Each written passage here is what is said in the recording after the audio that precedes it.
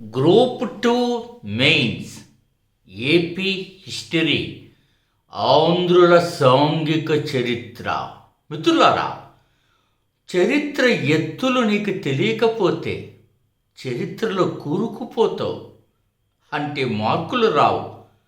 దానికి best example మీకు అందరికీ తెలుసు, బిఎస్ఎల్ హనుమంతరావు అనేటువంటి గ్రంథం మీరు చదువుతూనే ఉన్నారు, కానీ కూరుకుపోతూనే ఉన్నారు. ఇప్పటి వరకు మీకు బిట్టు రాలేదన్న సంగతి తెలుసు. బిట్టు రాలేదంటే మీకు అర్థం కాలేదు కొన్ని గ్రంథాలు, ఇదే కదా.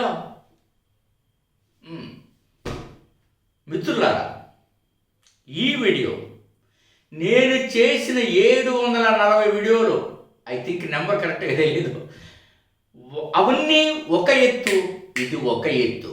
Please be ready. చాలా ప్రణాళికలు చెప్పాను, చాలా వ్యూహాలు చెప్పాను, మీకు ధైర్యం చెప్పాను, మోటివేషన్ ఇచ్చాను, మీకు అర్థమయ్యే విధంగా ఎలా ప్రిపేర్ కావాలో చెప్తూ వచ్చాను. కానీ చాలామంది చెప్పారు, ఒక చిన్న టాపిక్ తీసుకొని మీ జీవగలము నుండి ఒక పాఠం రావాలి అని. ఇప్పుడు అది చేయబోతున్నాను. Let's begin.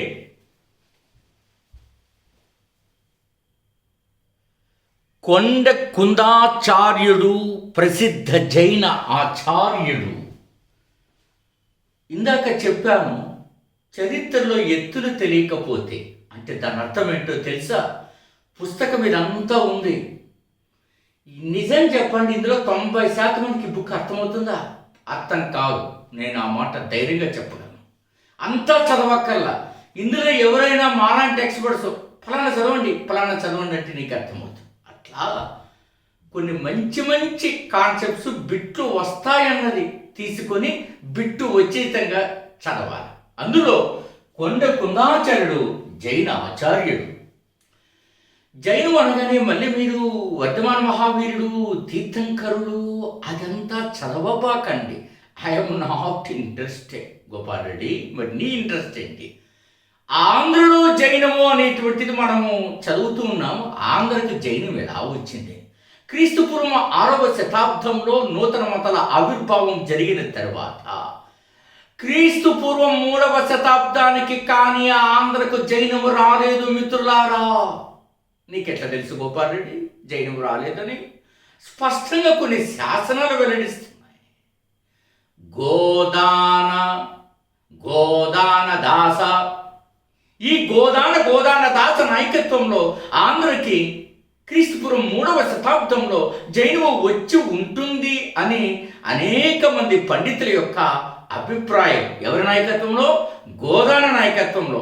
ఆ రకంగా వచ్చినటువంటి ఈ యొక్క జైనం ఇంత విస్తృతంగా, ఇంత చక్కగా జన బాహుల్యంలోకి వెళ్ళడానికి తోడ్పాటు నందించిన పండిత పుత్ర జైన ఆచార్య, తిరుగులేనిటువంటి ప్రసిద్ధ విఖ్యాత జైన మూల ఆచార్య పురుషుడు కొండ కుందాచార్యుడు. అతని జైనాచార్యుడు అంటారు. ఈ కొండ కుందాచార్యుడు అనేటువంటి అసలు పేరు ఏంటో తెలుసా? పద్మనంది భట్టారకుడు. ఇట్లా రాస్తూ పోతే వీడియో చాలదు కాబట్టి 1-2 సార్లు పలుకుతూ ఉంటాను. అతని గురించి చదవండి.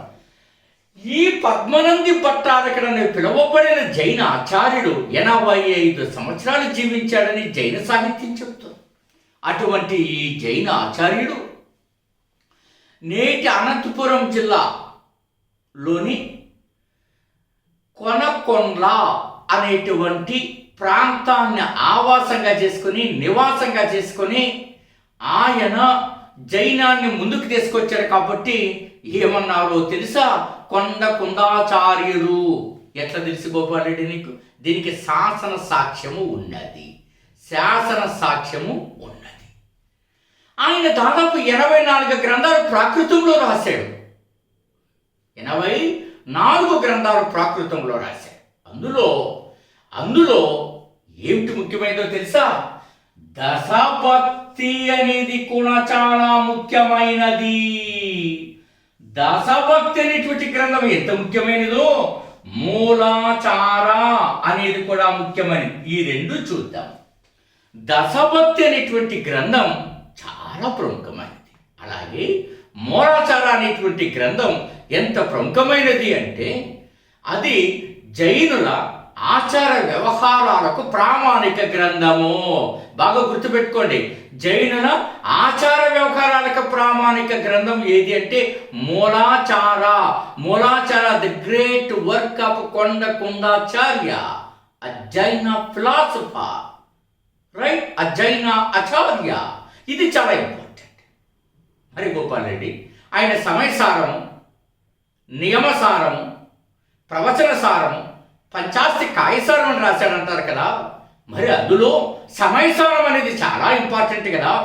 ఏమిటి గోపాల్ రెడ్డి ఈ సమయసారం అనేది ఇంపార్టెంట్ అంటే, సమయసారము అనేటువంటిది ఎందుకు ఇంపార్టెంటో తెలుసా? జైలులో మీకు అందరికీ తెలుసు, శ్వేతాంబరులు దిగంబరులని ఇద్దరు వచ్చారు. శ్వేతాంబరులు దిగంబరులు, ఆ దిగంబరుల ఇరువురికి కూడా ప్రామాణిక గ్రంథం. పచ్చగడ్డి వేస్తే భగ్గుమంటుంది ఇద్దరి మధ్య. కానీ ఈ గ్రంథం చూస్తే చదువుదామండి అంటారు. అంత తేలిక పడిపోతే వారి మనసులో. అందుకని శ్వేతాంబరులకు దిగంబరులకు ఇరువురికి కూడా ప్రామాణిక గ్రంథము సమయసారము. మరి సారత్రయము లేక ప్రభృతత్రయము అని దేన్ని అంటారు? ఇందులో సమయసారము, పంచాస్తికాయసారము, సమయసారము, పంచాస్తికాయసారము, అవునా? సో ప్రభృత ఈ సారాలన్నీ కలిస్తే దాన్ని ఏమంటారు? ప్రభృత సారము అని అంటారు. మీకు అర్థమవుతుందా? చాలా చాలా ప్రామాణికమైనటువంటి అంశాలు. సో ఇందులో చాలా ప్రముఖమైనది ఏంటో తెలుసా? మరింత ప్రముఖమైనది ఏంటో తెలుసా? మీకు ఈ గ్రంథాలన్నింటిలో కూడా ఆయన ఏం చెప్పాడు అనేది ఇంపార్టెంట్. ఆయన వీతరాగాన్ని బోధించాడు. ఏంటి వీతరాగము? దీని గురించి చెప్పబోయే ముందు మీకు ఒక చిన్న డిస్క్లైమర్ నేను ఇవ్వదలుచుకున్నాను. Please, so what's the bore. మిత్రులారా, మీలో ఎవరైనా గ్రూప్ 2 మెయిన్స్ ప్రిపరేషను ఆసక్తికరంగా పోస్ట్ కొట్టే విధంగా కావాలనుకుంటే అక్కడ ఇచ్చిన బోర్డులో వచ్చిన నెంబర్కు డెమో పీడిఎఫ్ అండ్ టెస్ట్ కోసం మీరు రిక్వెస్ట్ పెట్టుకోండి. డౌన్లోడ్ యాప్ చేసుకోండి, శ్రీ మేఘనా థింక్ ట్యాంక్ అని. మీకు ఇందులో యాప్ డౌన్లోడ్ చేసిన వెంటనే మీకు ఏం చేస్తారో తెలుసా? మీరు ఎన్రోల్ అయిన వెంటనే, అంటే రిజిస్టర్ అయిన వెంటనే ఒక గొప్ప ఏపీఎస్టీ గ్రాండ్ టెస్ట్ ఉంటుంది, చేయండి. 25 పుస్తకాల నుంచి అధ్యయనం చేసిన ఒక గొప్ప సమాచారంతో కూడిన ఉంటారు.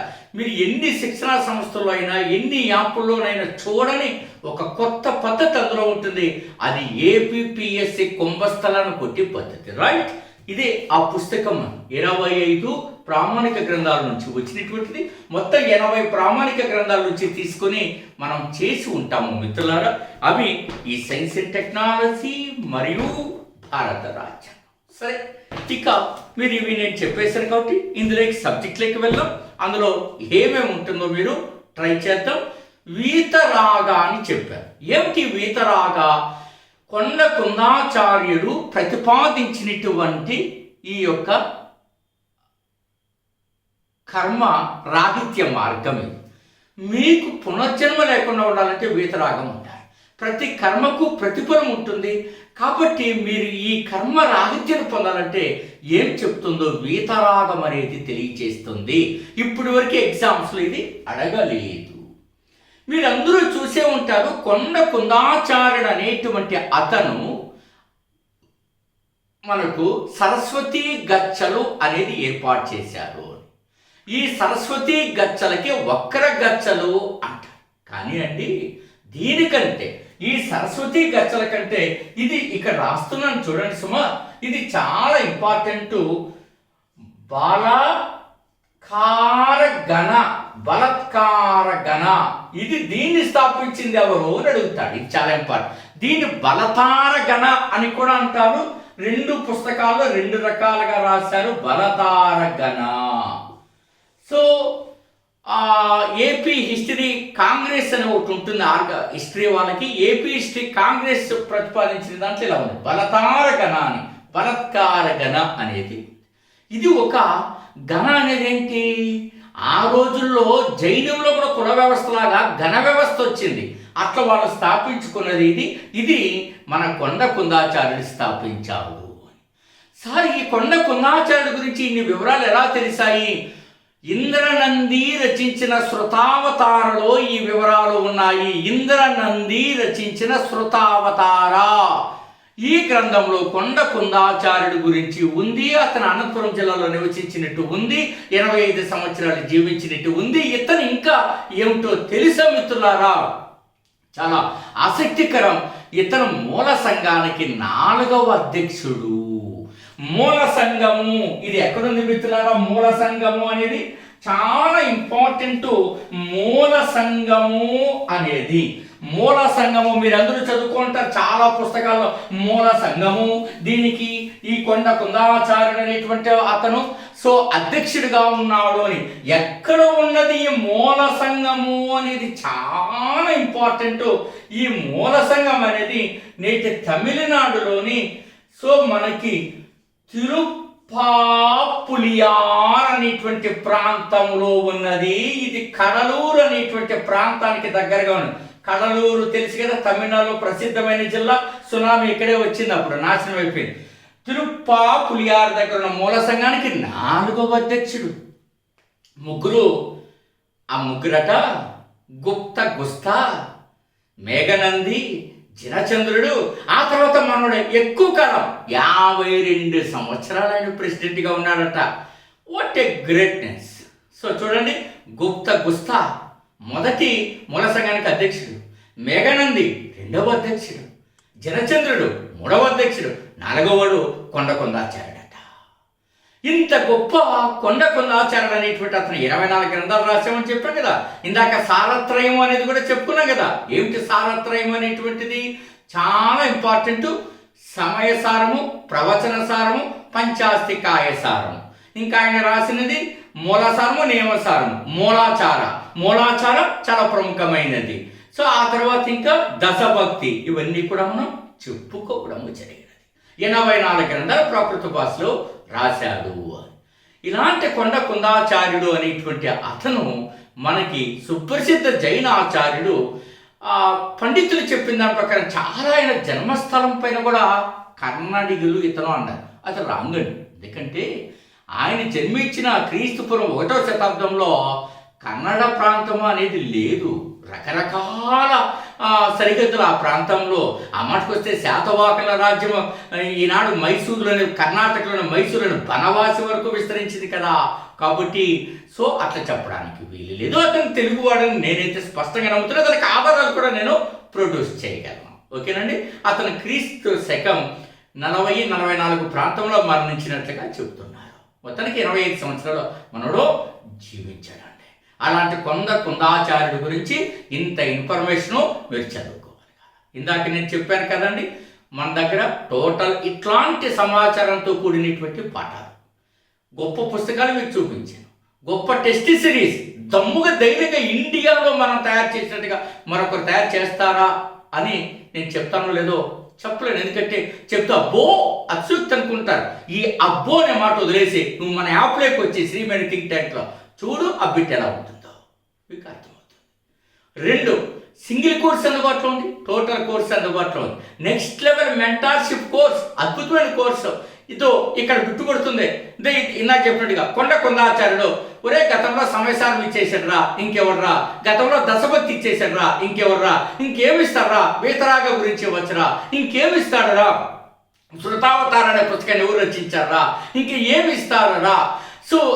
మనం గమనించినట్లయితే శ్వేతాంబరులకు, దిగంబరులకు ప్రముఖ ప్రామాణిక గ్రంథం ఏదని అడిగేటువంటి అవకాశం ఉంది. మూల సంఘానికి ఇతను 8వ అధ్యక్షుడు కొండ కుందాచార్యుడు.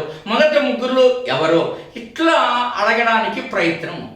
ఇంత ఇన్ఫర్మేషన్ మీరు చదువుకోవాలి. ఊరికే కొండ కుందాచార్యుడు, జైనాచార్యుడు, శాతవాహనులో ప్రసిద్ధ జైనాచార్యుడు, అనంతపురం జిల్లాలో కొనకొండలో నివసించాడు. ఇతర 24 గ్రంథాలు రాశాడు. సమయసారము రాసేసాడు, ఆయన సరము, మూలసారము, నియమసారము, పంచాస్తికాయ సారము. ఇవి రాసేసి నువ్వు సొల్లు చదువుకొని వెళ్ళామంటే చరిత్ర లోతులు, చరిత్రలో ఎత్తులు నీకు తెలియవు. అట్లా తెలియకపోతే చరిత్రలో కూరుకుపోతావు అనేది స్పష్టంగా చెప్పొచ్చు. ఇందులో ఏమనుమానము లేదు. సో కాబట్టి సింగిల్ కోర్సులో జాయిన్ అవుతారా, ఫుల్ కోర్సులో జాయిన్ అవుతారా, టెస్ట్ సిరీసా, mentorship, next level mentorship, super mentorship course, right? So all the very best. మీ doctor Gopal Reddy. Grand test రాయడం మర్చిపోద్దాం, జీవితాన్ని మార్చేస్తుంది. Thank you.